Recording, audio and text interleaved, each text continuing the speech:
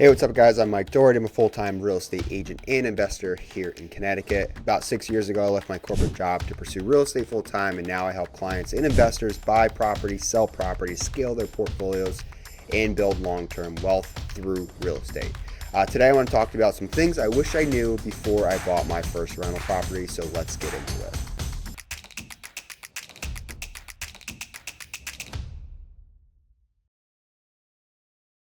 I bought my first duplex in 2017, just 2 years after graduating college. I went to the University of Connecticut, go Huskies. I rented a duplex right out of college with a couple of buddies, and the owners actually lived on the first floor. They were house hacking, which I knew nothing about. But I did see how they were using my rent to pay for their mortgage and how it lowered their overall living expenses, which I thought was pretty cool. So at that point, I was hooked, and I made it a mission to learn everything I could about rental properties and real estate investing, and I watched so many videos like this one here. I listened to podcasts, I read books, I did everything I could. I was a sponge. I absorbed everything.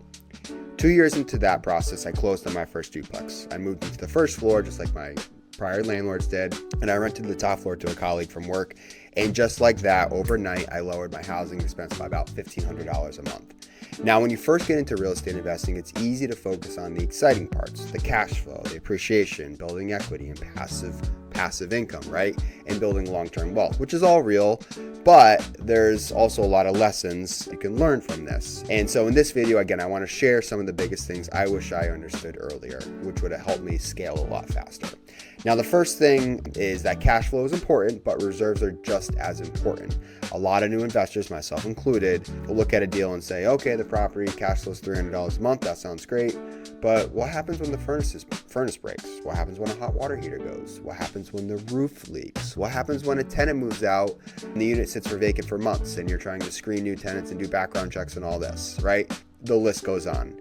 So that $300 per month, my point is, can disappear very fast. So yes, cash flow matters, but having reserves set aside matters for vacancies, maintenance, any rainy day funds, or unexpected issues. Now, a rental property, as we know, can be profitable long-term, but in short-term, it can still require a lot of cash flow and cash influx, right, into the property. So again, bottom line, you want to have some working capital day one set aside for any unexpected repairs, and I wish I had known that going into it. Now, the second thing I wish I knew is that tenants can really make or break a deal. You can buy a great property in a great area, good location, good numbers, everything looks good on paper, and still have problems if you put the wrong tenants in place. Tenant screening is extremely, extremely important. I cannot stress this enough. Very, very important. You want to look at income, credit, rental history, employment backgrounds, call the references, and overall ask them if they've been paying on time. The goal is to not just fill a vacancy quickly, which I know a lot of pressure can come from that, but the goal is to place a reliable tenant who pays on time, respects the property, and communicates properly. A bad tenant can cost you months of rent, legal fees. I'm going through an eviction as we speak.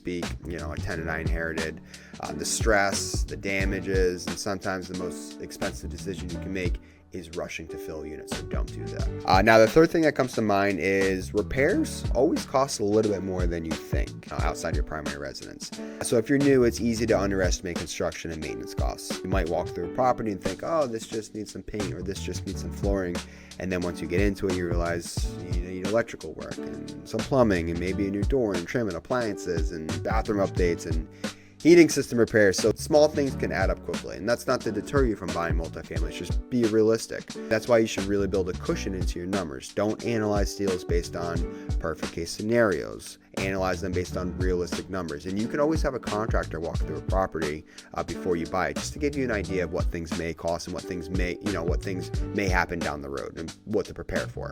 The fourth thing I wish I knew before I bought my first property is property management is not passive. Real estate can become passive over time, especially in different asset classes, but especially if you have good systems and people in place. But in the beginning, it's usually not as passive as you may think. You're going to have tenants calling you. You'll have repairs coming up. You'll have to collect rent. You'll have to figure out leases. You'll have to manage unit turnovers and contractors and bookkeeping, insurance and taxes and inspections. And again, not to deter you from buying a rental property, but these are all things just to be aware of. And it all goes behind the scenes of owning a rental property. You see a lot of gurus out there, oh, I own a 5,000 units, 100,000 units, but they didn't just get there overnight. They have systems and processes in place I doubt they're taking a tenant call for guys that own a lot of units. So you just want to be mindful of these things. Again, owning real estate, in my opinion, is one of the best long-term wealth building tools out there. It's not the only one, but it's one of the best ones because of so many different buckets of wealth you can,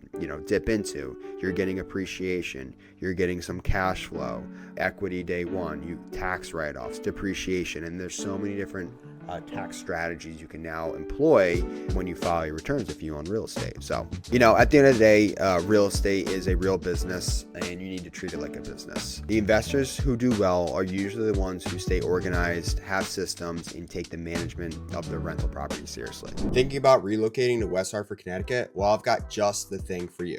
My team and I have actually taken the time to create the ultimate relocation guide, which is ultimately meant to save you hours of research, and I've linked it down below.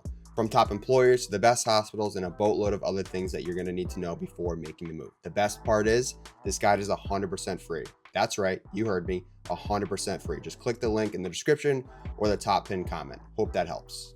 The fifth thing is that cheap properties are not always good investments. A lot of beginners are attracted, and myself included, are attracted to cheap properties because the numbers look good on paper. Maybe the purchase price is low and the rents seem high, but cheap properties can come with expensive problems. Ask me how I know. Bad locations, older systems, higher tenant turnover, more repairs, harder financing, lower quality tenant pool, and management headaches are just to name a few that can come with some not so desirable properties. A low purchase price does not automatically mean it's a good deal, so definitely do your due diligence and do your homework. You're going to want to look at the full picture: location, condition, tenant quality, rent demand. There's a reason why people say you get what you pay for in most instances in life. Real estate is no different. Sometimes paying more for a better property in the end will cost you less and actually might just be a smarter investment decision. The sixth thing I wish I knew is that you make your money when you buy. This is one of the most common sayings in real estate, and it's true. Your profit is heavily determined by the price and terms you buy at. If you overpay, it's very hard to fix that later. You can manage the property well, improve it, and raise rents, but if you pay too much up front, the returns may still be weak or just not what you projected. This is why deal analysis is so important, and do this before you go and buy a property. You need to understand the current income, the realistic market rents, the repair costs, and again, bring your contractor through.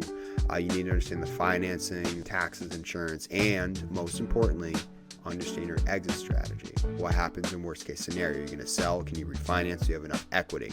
All these things are some things to be thinking about. Now, the seventh thing that I would say is very important is you need to have a team. Your team matters. You need good people around you, a good realtor, a good lender, a good attorney, a good inspector, contractors, insurance agents, accountants. The list goes on. So, surround yourself around other like-minded people. There's always real estate forums like Bigger Pockets, podcast. I host a podcast, Sky's the Limit. Check that out. Offer a lot of good advice on there.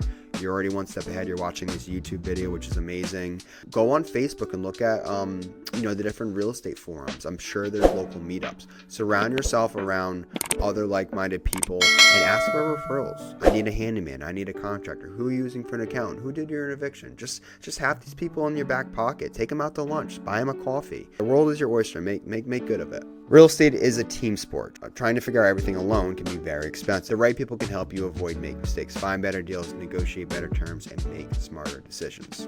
One of the last things I wish I knew to wrap up this video is that one rental property can change the way you think. It's literally a light bulb that switches overnight.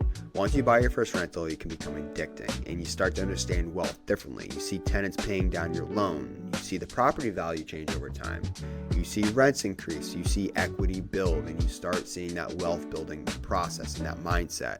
You start thinking more long-term. This is one of the most powerful parts of real estate and what I'm so passionate about. It's not always easy. It's not always passive. And it's not always smooth. But if you buy right, manage it well, and hold for the long term, real estate can be one of the best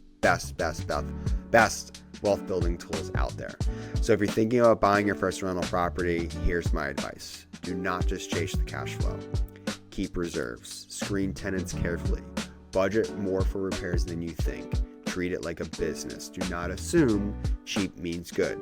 Buy based on the numbers, don't buy based on emotions, and build the right team. Have the right team around you. These are some of the lessons that I've learned have saved me money. I wish I knew sooner. It'll save you money and stress and time.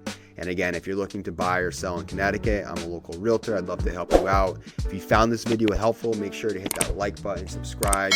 And if you have any questions at all about real estate investing, commercial real estate, anything of that matters, don't hesitate to reach out. Thanks for watching.